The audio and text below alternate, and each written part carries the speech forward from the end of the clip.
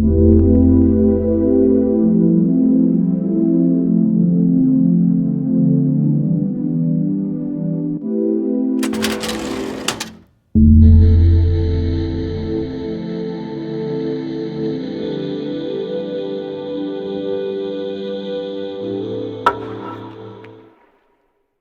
this be somewhat interactive, so I'll ask a few questions as we go along.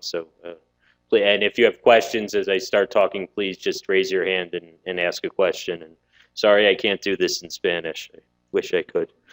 Here are my disclosures. I guess the goals for the talk is really to first summarize the current evidence base of treatment for OCD in both kids and adults, to talk a little bit about predictors and moderators of treatment response in OCD, and then talk about emerging treatments for OCD, specifically glutamate modulating agents, which are currently a lot of different glutamate modulating agents are being studied, and I'll particularly focus on a couple that are being studied at Yale at the moment. So first-line treatments for OCD are really well established, and I guess the really nice thing about OCD is we have treatments that are really effective for them, that work quite well. So this is a study that was done by Edna Foa back in 2005. Patients were allocated to either treatment with behavioral therapy, which is exposure and response prevention for OCD, clomipramine, the combination of both, and placebo for 12 weeks. After 12 weeks of treatment, the response rates are here. The first thing to notice is that the placebo response rate in OCD is really low. So good luck finding another psychiatric condition that has a placebo response rate of under 10%. Does anyone know what the response rate in depression is for comparison, approximately? Going once, going twice, no hands, so somewhere around 30, okay. 30, 40%, good job raising your hand at just the right moment. But yeah, so it's around 30 to 40% in most studies, so OCD is much lower. So combination treatment was, at least in this study, was equivalent to CBT, which was better than clomipramine treatment. I should say that this study probably undersold the clomipramine in the sense that about 25% of the subjects given clomipramine dropped out. Now I'm going to be talking a lot about number needed to treat, which is an epidemiologic term that is just simply the number of patients that you need to treat with an intervention for one to benefit compared to placebo. And lower number needed to treats are better. So for combination treatment compared to placebo, the NNT's 1.6, CBT was 1.9, and clomipramine was a little under 3. So all quite effective treatments for OCD. So this is a pediatric OCD treatment study, very similarly designed to the adult study. The only difference is instead of clomipramine, the pharmacological treatment used was sertraline.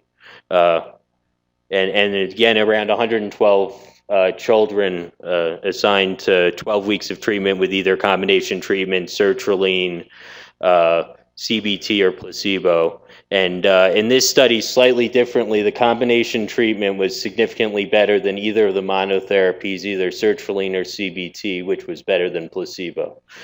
And if you looked at the number needed to treat for remission after 12 weeks, placebo response rate again is around 4%, so quite low. The NNT for medication was slightly under 6, CBT 3, and combination treatment was 2.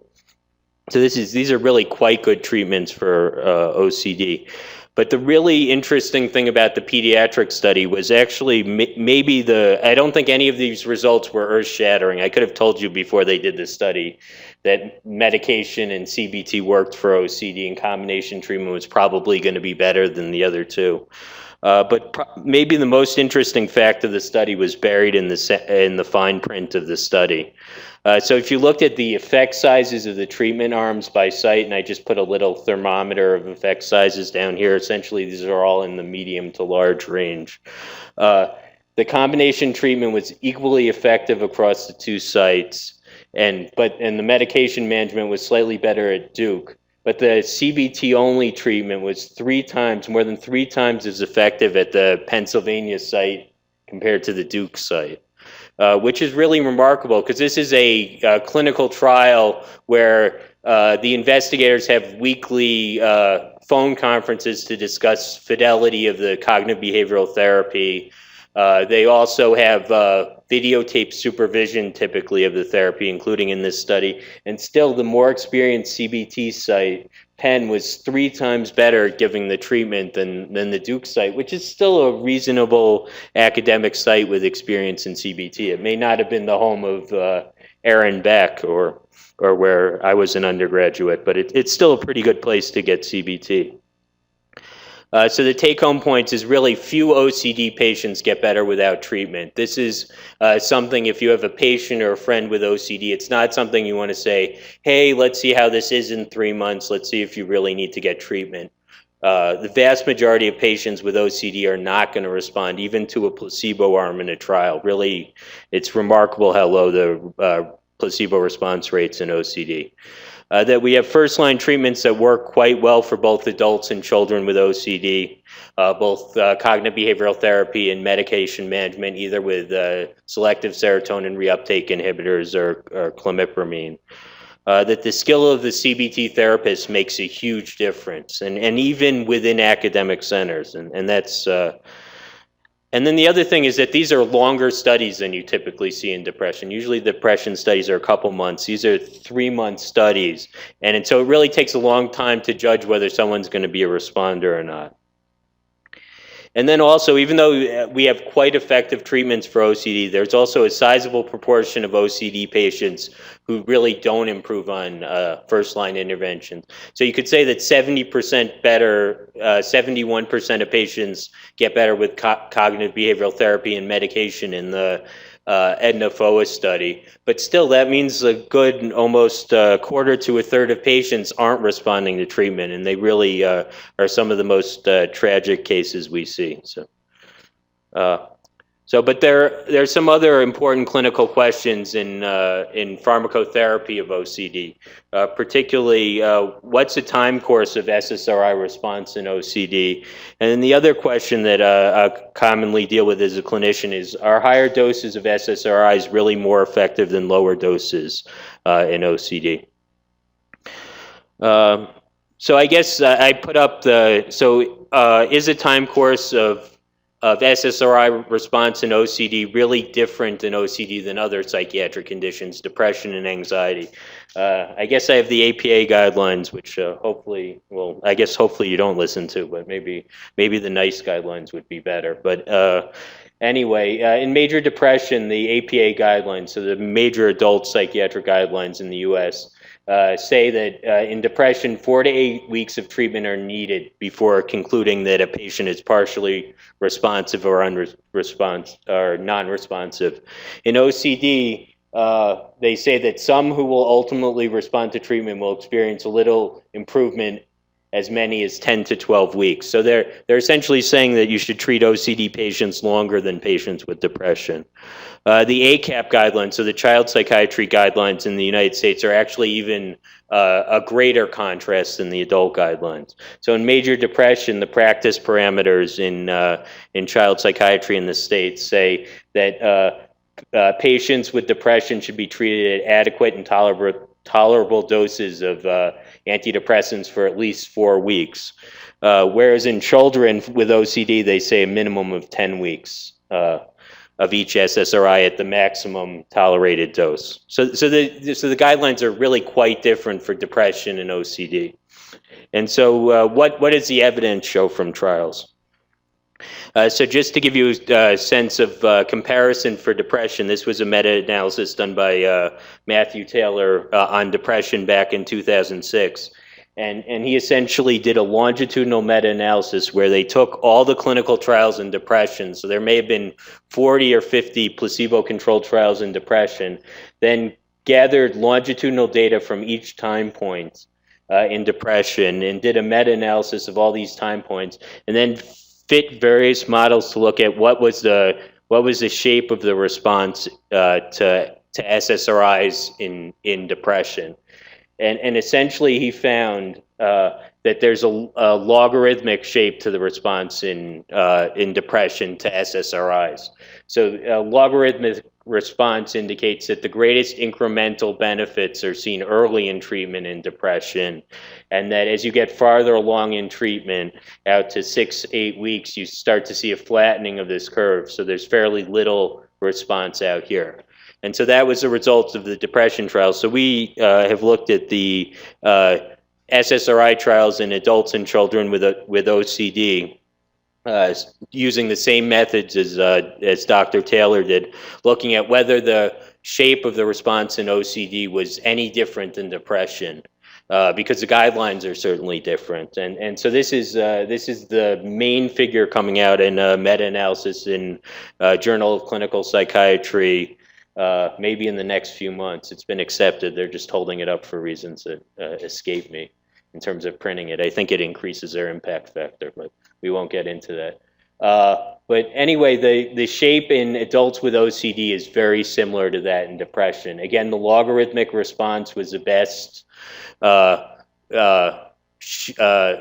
model to describe the shape of the response curve, so that the incremental benefits in OCD to SSRIs are seen early in treatment, and the benefits are less later on. And same thing with children. Again, about just to give you a sense of how much this relates to, about half of the overall benefits you're going to see with SSRI treatment in OCD in these acute trials you see by 1 month, and a little over 75% in adults is seen by 6 weeks. And in children, it's even greater, so it's greater than 75% by 4 weeks. So this is really indicating that, in contrast to the guidelines, actually most of the benefit you're going to see in OCD is early on in treatment. So the second question is, do higher doses of SSRIs improve efficacy? So the APA guidelines, again, currently recommend the use of high doses of SSRIs before starting alternative pharmacological treatment for OCD. And if you look at sort of clinical trials for treatment refractory OCD patients, there's always an inclusion criteria that something like OCD patients must have not achieved adequate symptom relief on a maximum tolerated dose of at least 1 SSRI. In contrast, and I'll show a slide in a second, meta-analysis of fixed dose trials of antidepressants in depression have really failed to show an increased response rate as you increase the dose of depression, of antidepressants in depression. So this is a meta-analysis that was done in the British Journal of Psychiatry back in 1999. And it's essentially a meta-analysis of 33 randomized placebo-controlled trials of TCAs and SSRIs. And they looked at the response rate, which is actually the percentage improvement, which is in the black circle lines, and their adverse event rates at different doses of antidepressants. And there's a fairly flat response rate across different doses of antidepressants. So you really don't get any, there's fairly little data that you get much of a benefit from taking someone from 20 milligrams of Prozac with depression and increasing them to 60 or 80 milligrams. But what you do see in these studies is a higher adverse event rate. So there's a significantly higher adverse event rate at higher doses. So the question is the dose response any different in OCD than in depression? And so that we did a meta-analysis of 9 randomized controlled trials involving a little under 2,300 patients, comparing multiple fixed doses of SSRIs to each other and to placebo. And the goal was really to determine whether there was any benefit of using higher doses of SSRI treatment in OCD compared to lower doses. This is certainly what I was taught in residency when I was working in the OCD clinic. And so this is the take-home figure. So this is the absolute response difference. So compared to placebo. So the higher you're up on here, the more likely you are to respond. And then that's in the red line. And the blue line is just the Y box, which is a continuous measure, just how bad your OCD severity is. And they show essentially the same thing, which is that all doses of SSRIs are better than placebo, that the high doses of SSRI treatment, so 60, 80 milligrams of Prozac, are associated with an increased response rate or increased amount of symptom improvement compared to the low or medium dose. So the NNT overall is around 5 for any dose of SSRI compared to placebo. But if you compare the number needed to treat for the high doses compared to the medium or low dose, which there was no difference between using a medium dose and a low dose, the number needed to treat was around 18. So you had to treat 18 patients with OCD with a high dose of SSRI to have one patient respond who wouldn't have responded with a sort of more conservative lower dose treatment. So there's also a cost to this. So just like the other meta-analysis looked at side effects, we looked at the absolute risk difference of dropout between the different dosing arms for all-cause dropouts, which are in the blue, and the red, which is the dropouts due to side effects. And we really didn't see any difference in the likelihood of patients dropping out overall with different doses of SSRI treatment, but they were more likely to drop out due to side effects at the higher medium dose. So the high doses of SSRIs in OCD are associated with a modest benefit, so number need to treat around 18, but also associated with significantly higher side effect burden. So I'm about to call on Consuelo. So what side effect would be the main side effect that you'd be worried about in patients with higher doses of SSRIs? Yep, so so sexual side effects are really a huge issue in general with antidepressant treatment, and really specifically in patients with OCD who are at least traditionally treating with higher doses. So this was a meta-analysis which shows the percent of patients reporting sexual dysfunction in clinical trials of different antidepressants. So most of the SSRIs are out here at the bad end. So the dot represents the percentage of patients reporting sexual side effects in the trial, and the numbers here, which are somewhere between 15 and 30 typically, are the odds ratios. So with SSRIs, you're seeing 70 to 80% of patients reporting sexual side effects when they're given these medications. And the odds ratio is somewhere between 15 and 30 times the rate of the patients receiving placebo. So it's really a huge issue and a large cause of discontinuation in the patients. Should say to treat these lower estimates with a little bit of a grain of salt, because the later trials have used have specifically probed about sexual side effects, which is increasing the rate that patients are reporting them. Patients are very unlikely to report to their doctor that they're having sexual side effects unless they're asked specifically about it, and they're even more likely to report it if they're asked in a structured way. So the other take-home point from this data is to ask specifically about in the patients you're treating with antidepressants, and if you really want to find out, to use self-reported rating scales, which are probably easier for patients to report this on. So this was the results that we did when Consuelo was here, looking at the time course of sexual side effects in the STAR-D trial, which was a large NIH-funded trial of citalopram, where patients were treated for up to 14 weeks with open-label citalopram treatment. And really, you're seeing almost all the sexual side effects right within the first 2 weeks of treatment. The other important things her analysis showed was that men are more likely to report symptoms than women. And I didn't put it here, but the other thing is it's really any type of sexual side effect, whether it's loss of interest, erectile dysfunction, orgasm dysfunction. SSRIs really cause all those side effects at a significant rate. So the take-home points of this is that, hopefully it'll keep moving. I think I'm freezing. That's not good. Okay, there we go. Sorry. Okay, we're back and running. So higher doses are modestly more effective in OCD compared to lower doses of SSRIs. So there's some clinical benefit to increasing the dose, but in most patients it's probably not going to make a huge difference. That there are increased amounts of side effects as SSRI doses are raised. So there's a trade-off every time you're increasing the doses. So it's really suggesting two initial dosing strategies for patients with OCD. One is to start at the minimum recommended dose in the therapeutic range of SSRI, and then wait a couple months and see whether they respond. The alternative is really to titrate to the maximum dose as quickly as possible, and then hold off when they start reporting side effects. So I'm going to throw this out to the audience for questions, if it's okay. Can anyone think of a reason, a case where you're more likely to start people at a sort of a low dose and keep them there? Which patients would you use that strategy in? So, going once, going twice.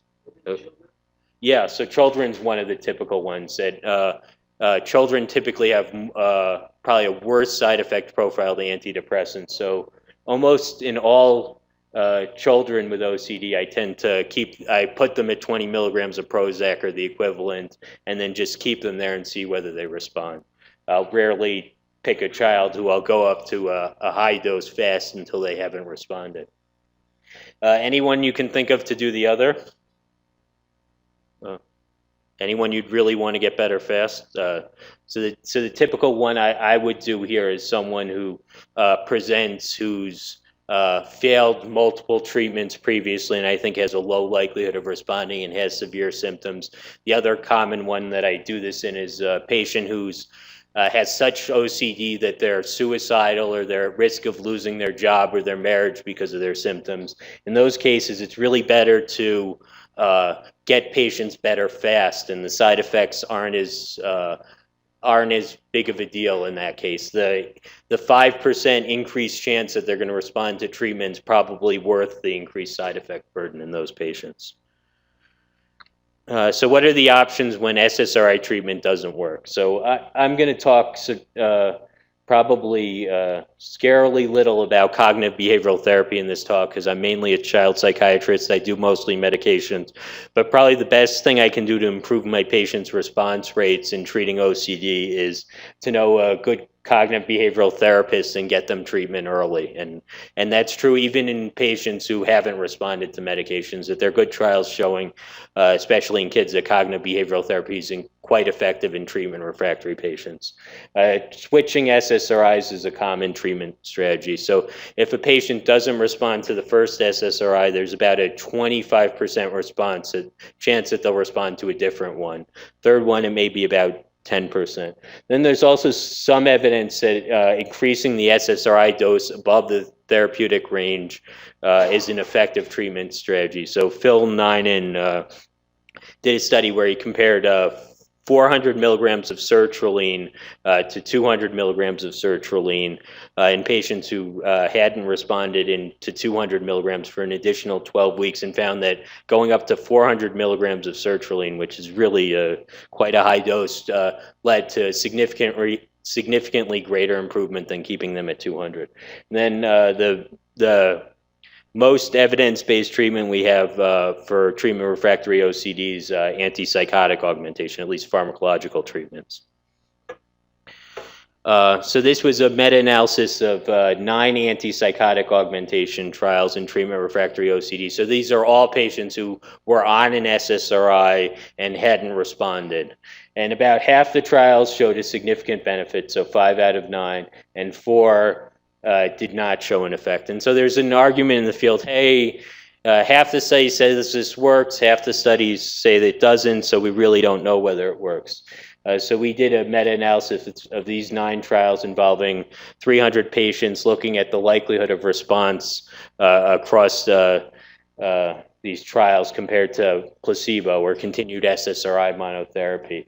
And antipsychotic medications were significantly more effective than placebo. The particular type of antipsychotic medication didn't seem to make a difference. I would say clinically, there's some data that suggests that clozaril, even though I think you heard in your last talk, if my Spanish is good enough, that it's a really good thing for schizophrenia. If you're, as an augmentation strategy for OCD, it's not particularly good. The NNT for antipsychotic augmentation is around 5.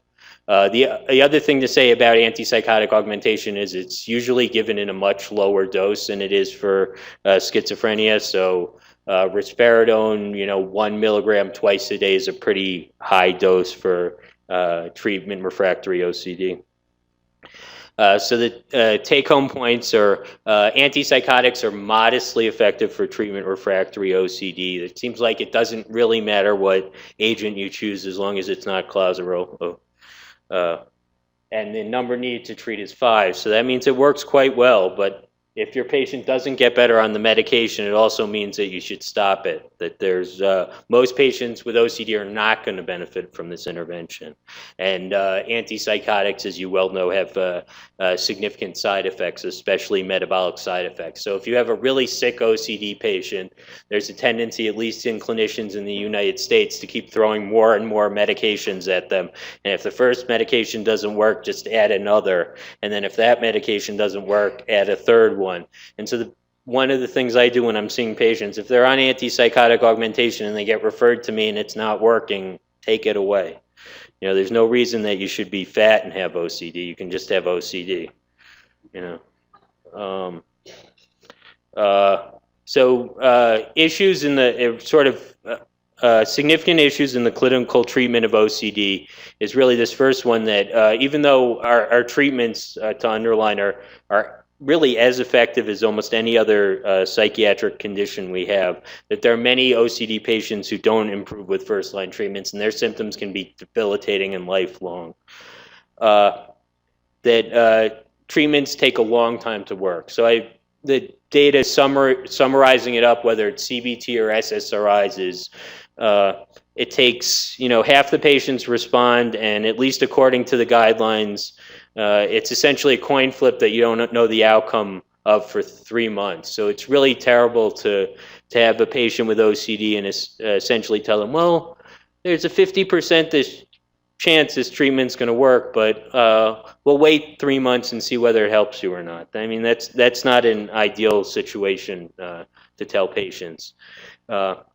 The last thing is just dissemination of effective first-line treatment, just finding good CBT therapists, getting as good cognitive behavioral therapy as they give at UPenn is a real challenge, and certainly decreases from a public health standpoint how many of these OCD patients are getting better. So what are potential solutions to these problems? And this is where a lot of my research looks at, is to identify predictors and moderators of treatment effects in OCD, and then also to develop novel treatments that work better and faster. So in terms of searching for predictors and moderators of treatment effects in OCD, there are really 2 important things to know about. One is comorbid tic disorders, and the other is OCD symptom dimensions. And I'll just put up the definitions because I'm going to ask a question, and hopefully someone will answer me because I'm dying up here. That in treatment research, a predictor essentially identifies subjects with a different prognosis regardless of what treatment they're actually assigned. And a moderator identifies subjects likely to benefit from a particular treatment. So one of these things is a moderator and one of these things is a predictor. So I'm going to ask someone at the end of this, which is which? And hopefully someone will raise their hand.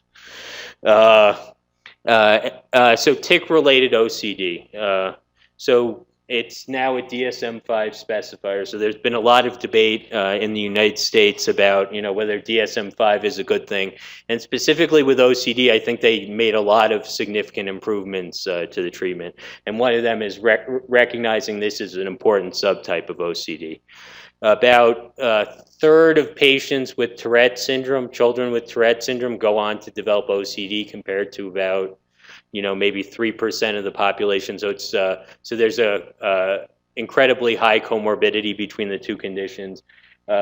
Tic-related OCD tends to have a male predominance compared to OCD in general, which has a slight female predominance. It typically has an earlier age of onset, around the age of 10 to 12. It also has different characteristics of obsessions and compulsions, more symmetry and exactness compulsions, touching and tapping rituals, these just right compulsions. So you'll get someone to tell you, I have to check the doorknob until it feels just right as a OCD compulsion. Also, more sort of forbidden thoughts, obsessions is common in tic-related OCD. So this is a POTS trial. So this was the pediatric OCD trial I talked about that compared placebo, sertraline alone, CBT alone, or combination treatment in children with OCD for 12 weeks. And this is a table that stratifies patients by whether or not they had comorbid tic disorders in the study. And then lastly, looked at their likelihood of their OCD symptoms responding based on whether they had a tic disorder. And essentially for placebo, cognitive behavioral therapy, combination treatment, it really didn't make a difference in terms of how much your OCD symptoms were going to improve based on whether you had a comorbid tic disorder. But if you got medication treatment, you were much less likely to respond, or you had much less of a response if you had comorbid tic disorders. So comorbid tics seem to be a predictor of poor response to SSRI treatment for OCD. And this was replicated in a paroxetine study that Dan Geller did at MGH, also showing the same thing, that the patients with comorbid tic disorders were less likely to respond to SSRI treatment.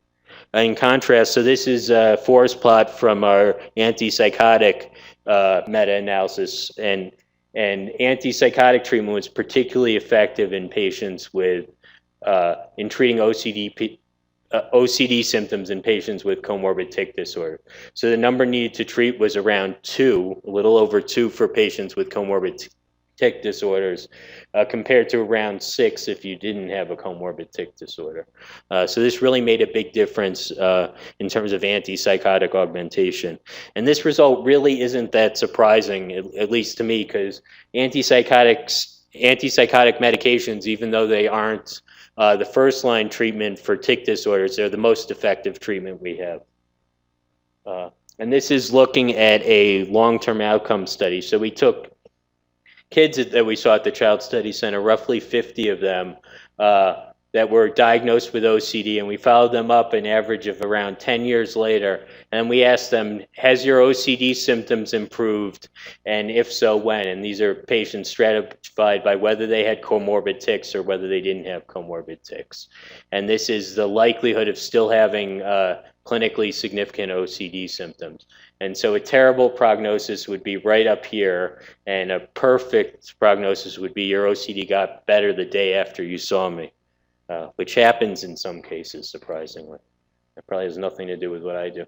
But the patients with OCD and comorbid tics had a much better long-term prognosis. They were much more likely to have their OCD symptoms remit in adolescence with treatment. And this is not surprising. This is a graph looking at tic severity on the y-axis by age on the x-axis in Tourette syndrome. And Tourette's typically has starts around the age of 4 to 6, worsens around the age of 10 to 12, and then in about 2/3 of cases gets better during adolescence. And so it's suggesting that the tic symptoms, even though they're less responsive to first-line pharmacological treatment for OCD, is more likely to follow the natural history of tics rather than compared to cases in kids who don't have comorbid tics. So essentially the OCD symptoms in patients who have both tics and OCD is following the trajectory we see in tic disorders. And the children who don't have tic disorders are less likely to get better. So OCD symptom dimension. So this is another thing that's somewhat recognized in DSM-5. Particularly, they segregate out one symptom dimension into a new disorder. That 2 patients with OCD can come into my office, both clearly have OCD, but they have no symptoms in common. One patient is worried about getting AIDS and has various hand washing compulsions related to that.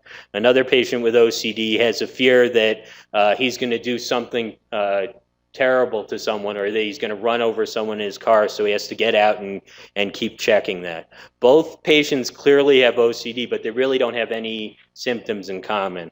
And so OCD symptoms dimensions and the analysis of this really looked at measuring this heterogeneity in symptoms between OCD patients and looking at whether if you can better look at these differences and separate patients into dimensions, that it may increase the power and explain differences in clinical treatment studies or research studies of OCD.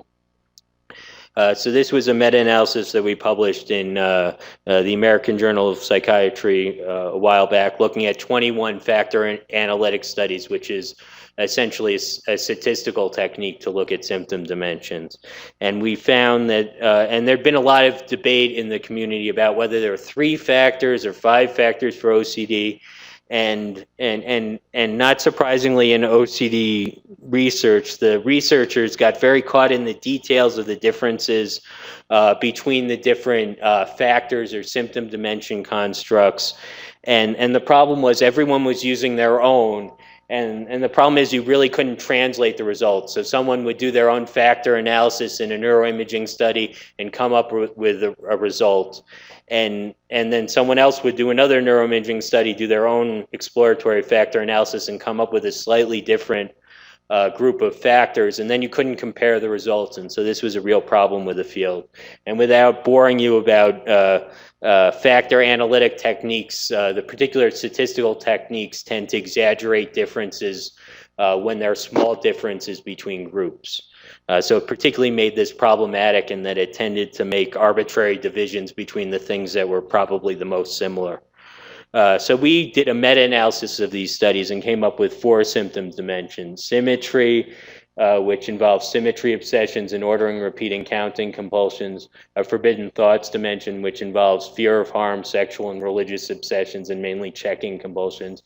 This sort of traditional cleaning and contamination dimension. And lastly, this hoarding factor, which is now recognized as this completely separate illness in DSM-5, and probably rightly so. So this was a meta-analysis that came out in molecular psychiatry over the last year, and it looks at whether you're so it looked at all different controlled studies in OCD that did factor analysis and looked at whether if you had hoarding symptoms, whether you were more or less likely to respond to treatment. And the results were whether you got behavioral treatment for OCD, combination treatment for OCD, or pharmacological treatment for OCD, your prognosis was poor if you were a hoarder. So around you only had around 2/3 a chance of responding to any intervention, whether it was behavioral therapy or pharmacotherapy or both, if you had hoarding symptoms in OCD compared to if you had any other symptoms. And then, so this is the same long-term outcome study looking at children. And hoarding was also associated with a poor long-term prognosis in these kids with OCD. So your likelihood of having OCD as an adult, if you had primary hoarding symptoms, was 90% in adulthood if you were a child with prominent hoarding symptoms. Compared to any other type of OCD symptoms, it was less than 50% that you were going to have significant OCD symptoms as an adulthood. So hoarding was a predictor of poor long-term response and poor short-term response to treatment. So the take-home point. So now I'm going to ask my question. So which is a moderator and which is a predictor of these two things? We're going to get the same person. You want to answer for the? Other way around. So the tics, yeah. So the tics say they're less likely to respond to the SSRIs, but it's actually also a predictor. So we'll give you part credit of it's if you're a child, it's a predictor of a good long-term prognosis. And then hoarding's a predictor because no matter what treatment I put you on, at least for OCD, you're less likely to respond to treatment. It really doesn't matter what I choose. You're still only 67% is likely to respond. So again, roughly half of OCD patients are responding to any treatment for OCD. That hoarding symptom seems like it's a predictor of poor response to anything. Tics are a moderator in that they suggest an improved response to medication and a worse response to antipsychotics. But overall, a good long-term prognosis. And I guess I'd specifically say why tics are important is children, especially with comorbid tic disorders, you really want to encourage to get behavioral therapy early on because they're less likely to respond to the medications and equally likely to respond to the behavioral therapy. So what are the challenges? My big challenge is I have 10 minutes left and 30 more slides. So I'm gonna think about how to deal with this in a reasonably responsible way. But the big challenge is that roughly a quarter of OCD patients really aren't responding to available treatments. And then the other thing that I haven't really stressed right now is that we're sort of, the stats are misleading because clinical responder in OCD is a 25 or 35% improvement on the rating scale. So what they don't tell you about those clinical trials is that the responders in the trial, most of them could just re-enroll in the same trial because they still meet the initial severity criteria of the trial. So even they're a third better, they still have clinically significant OCD symptoms that affect their life. So we're sort of doing a victory lap with the analysis and statistics when our success stories are still living with significant impairment, or at least most of them. And the last one, it takes effective treatments a long time to work. Glutamate, I'm just going to talk about briefly. It's the major excitatory neurotransmitter in the brain. There are converging lines of evidence in OCD studies that glutamate's important in the pathogenesis of OCD. So there are cerebral spinal fluid studies that show that patients with OCD, when you do lumbar punctures, even treatment-naive patients have a I'm just going to skip this slide, have the next one, so I'll show you the data as I go on. The treatment-naive OCD patients have higher glutamate levels in their CSF compared to untreated controls or unaffected controls. MRS studies in kids, the caudate nucleus essentially, so the same thing, higher caudate glutamate and related compounds in treatment-naive OCD children compared to healthy controls. This actually normalized after paroxetine treatment. And then genetic studies have really implicated a particular SLC1A1 gene, which is a glutamate transporter gene. And they're now, this slide's a little out of date, there are now 6 studies that show that a relationship between SLC1A1 polymorphisms and OCD. And again, this is a glutamate transporter that's expressed in the brain. And lastly, there was this mouse model of OCD that came out in Nature in 2007. These were SAPAP3 mutant mouses, which is an NMDA receptor scaffolding protein, and it led to a loss of functioning in the receptors. And this animal model of OCD had compulsive grooming behavior. So this is a bald mouse because they've been compulsively grooming, and also had an increased anxiety phenotype. So that led us to have interest in ketamine, which is a potent NMDA receptor antagonist that you probably know about more from anesthesia or maybe from substance abusing patients around here. But it's also an emerging treatment for depression when given at a lower dose over a longer period of time. So it's 0.5 milligrams per kilogram over 40 minutes. So if you were going to, so this is about 1/5 the dose of an anesthetic agent, and it's and patients who are abusing the drug will take that amount typically as a bolus rather than giving it over 40 minutes. So it decreases a lot of the side effects. And in depression, it's an amazingly rapid acting antidepressant. As a resident, getting to see some treatment refractory depressed patients treated with ketamine, it's probably as close to a religious experience as I've had in psychiatry.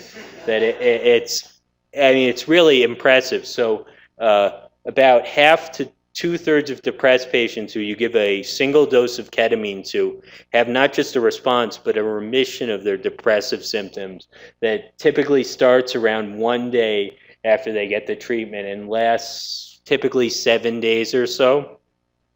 And there's been increasing studies lately that you can prolong the therapeutic effect if you give patients repeated infusions. And then pharmaceutical companies are coming up with intranasal delivery devices to give ketamine to treatment refractory depressed patients. And I think these treatments are really coming along over the next, I think, few years. So it's really going to be an emerging treatment for depression. We thought, well, how about OCD, given the preclinical data in animals and the massive effect in depression? And we enrolled 10 patients with treatment refractory OCD, open study, everyone got the ketamine. 7 out of the 10 subjects had significant depressive symptoms. All were quite refractory, so it failed at least 2 SSRIs and CBT. Average number of previous trials, 4 SSRIs, 2.5 antipsychotics. Most were still on medication, but not all. We had 3 that were off medications at the time of infusion. And this was really the take-home slide from the study, this and the next one. So the depressive symptoms and their time course are in red, and the blue is the OCD symptoms. And there was a significantly greater response in depressive symptoms compared to OCD symptoms, especially after the acute effects of the infusion wore off. This was published in Biological Psychiatry a couple of years ago. And this looks at the percentage reduction in symptom severity of each individual patient in terms of their OCD symptoms and their depressive symptoms. So 4 out of the 7 patients with depressive symptoms had a clinical response in terms of their depression, fairly consistent with the literature. And none of the 10 OCD patients, none of the 10 individuals who had OCD responded. So 7 OCD patients with comorbid depression had a response on their depressive symptoms, but not much of an effect on their OCD. There's been, I'm going to skip this for the sake of time, but there's been later studies that have suggested possibly in patients who are on no medications that the ketamine may have a increased effect in OCD. But I remain quite skeptical of it given what I saw in the 10 patients we saw. And people are welcome to ask me about that afterwards. So then other novel glutamate modulating agents that are being studied are memantine, which is partial NMDA antagonist, riluzole, which is another glutamate modulating agent, and N-acetylcysteine is one that I'm particularly interested in OCD. And NAC is FDA approved for Tylenol overdose. So what's acetaminophen? It's at least in the U.S. available over the counter, costs about $6 a month. And really in psychiatry trials, there's no difference in side effects between NAC and placebo. When it's given in these higher doses for Tylenol overdose in a sort of this smelly liquid form, it not surprisingly causes nausea and vomiting. And there have been cases of asthma exacerbation when given intravenously. But this is at 20 to 40 times the doses we're giving it in the study. So it's quite safe, and it has effects in the brain.